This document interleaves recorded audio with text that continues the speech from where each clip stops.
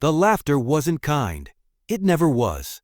It rolled through the hallway like a wave of sharpened knives, loud enough to slice through the fragile quiet of the school morning. At the center of it stood Alina, pressed against her locker, her books scattered across the floor, her skin stinging where the shove had landed harder than it should have. The boy in front of her, Chase Miller, the name whispered with fear and resentment across every classroom, towered with smug delight, the kind that only grew in the silence of those too afraid to intervene. He leaned in close, his words dropping like poison. "What are you even doing here? Thinking you belong, thinking someone like you could ever fit in." His sneer widened as his friends cackled behind him, a cruel chorus encouraging the performance. Alina's dark eyes locked on him, steady, unflinching. She didn't answer, not yet. Silence was her armor. But silence, she knew, often made bullies hungrier. The shove came again, harder this time. Her shoulder cracked against the cold steel, her palms pressed against the locker to steady herself. Students slowed their steps, some pretending to adjust their backpacks, others pretending not to notice at all. The injustice was suffocating, yet no one moved. Not a word, not a hand lifted. Chase smirked, savoring the power. He was used to the silence. He fed on it. But what he didn't know, what not a soul in that crowded hallway could have guessed, was that the quiet girl he thought so vulnerable carried a name that pulsed like a heartbeat in Hollywood and beyond, a name that struck fear and admiration in equal measure. Alina was not just another student. She was the adopted daughter of Vin Diesel, but she never used it, never boasted, never allowed the shadow of her father's fame to carry her. She believed strength was built in silence, dignity was found in composure. She had lived her life away from flashing cameras, preferring the quiet to the chaos. Yet as Chase's jeer rang through the hall, as his voice spat words laced with venom, even her silence trembled with the weight of restraint. Her backstory was carved not in spotlight but in sacrifice.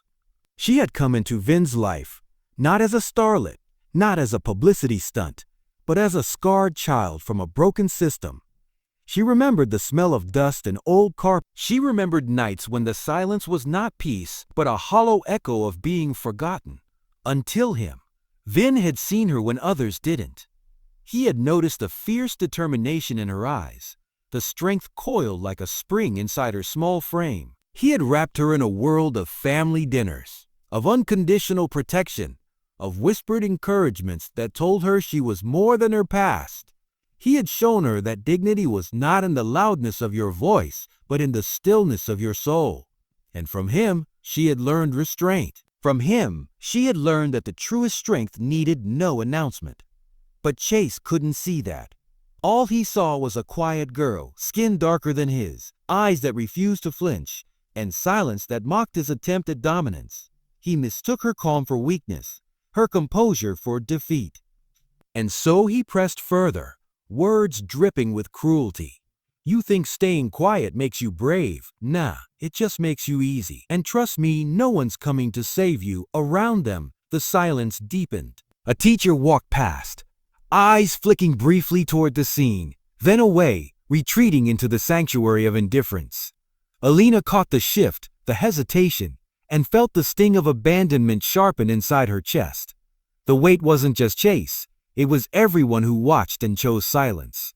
She lowered herself to pick up her books, her movement slow, deliberate. The glossy cover of one slipped through her hands, landing face up on the ground. A photograph Vin had once tucked between the pages stared back at her.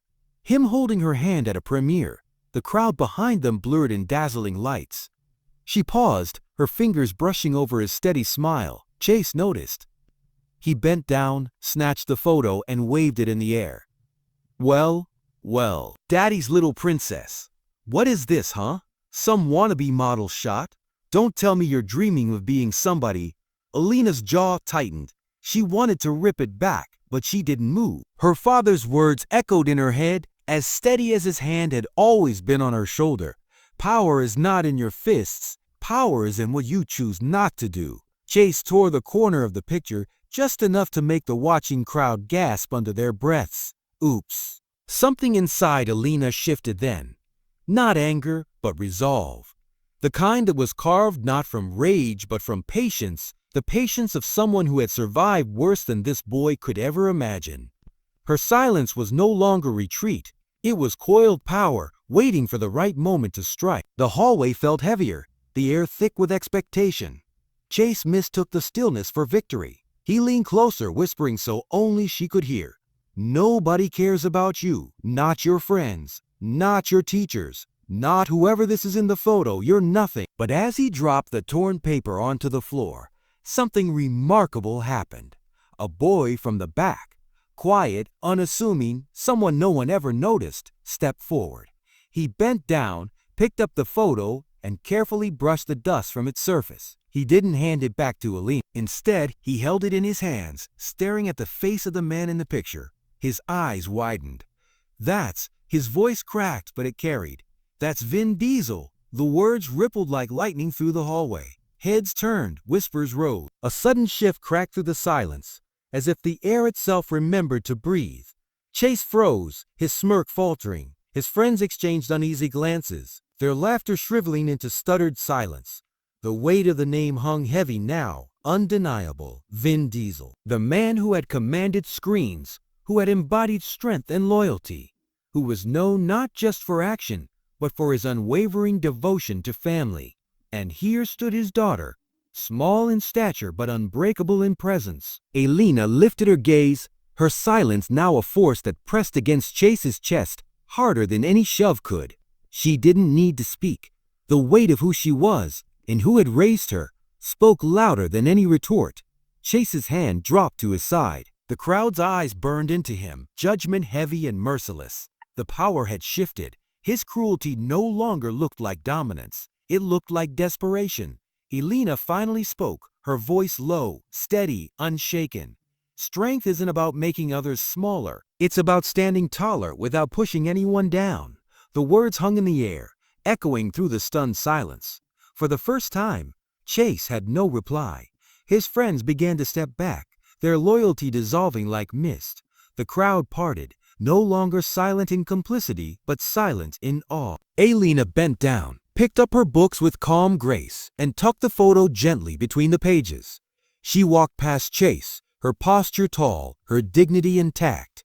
With every step, the crowd shifted further, some lowering their heads, some whispering, some staring with newfound respect. Behind her, Chase stood alone, stripped of his chorus, his cruelty exposed as weakness.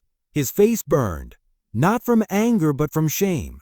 Later that day, as the story spread across the school, students spoke not of the bully's cruelty but of the girl's strength. They repeated her words, quietly at first, then louder. "Strength isn't about making others smaller. It's about standing taller without pushing anyone down." It became more than a sentence. It became a reminder. A line scribbled into notebooks, whispered in locker rooms, shared on social feeds. And Alina, she didn't seek the attention. She didn't crave the shift. She simply walked home, her steps steady, her mind calm. At the door, Vin waited as he always did. He saw the faint tear on the photo when she handed it to him. He said nothing at first, only placed a hand on her shoulder, the same hand that had steadied her since she was a child. Then he looked at her with the quiet pride only a father could carry. "You don't have to fight to be strong. You already are." In the stillness of that moment, she understood fully. Silence wasn't weakness. It was strength waiting for the right moment to speak. And when it spoke, the world listened. The next day at school, Chase kept his distance. His swagger was gone, replaced with the uneasy awareness that he had been seen, truly seen, for what he was. The crowd no longer gave him the silence he thrived on. And in that shift, Alina's quiet resistance had done more than win a battle. It had changed the balance. Her dignity became her victory. Her silence became her power. And her words, just a few, spoken when it mattered, became unforgettable. Because sometimes the greatest justice isn't loud. It's steady, unshakable, and spoken only when the silence has said enough.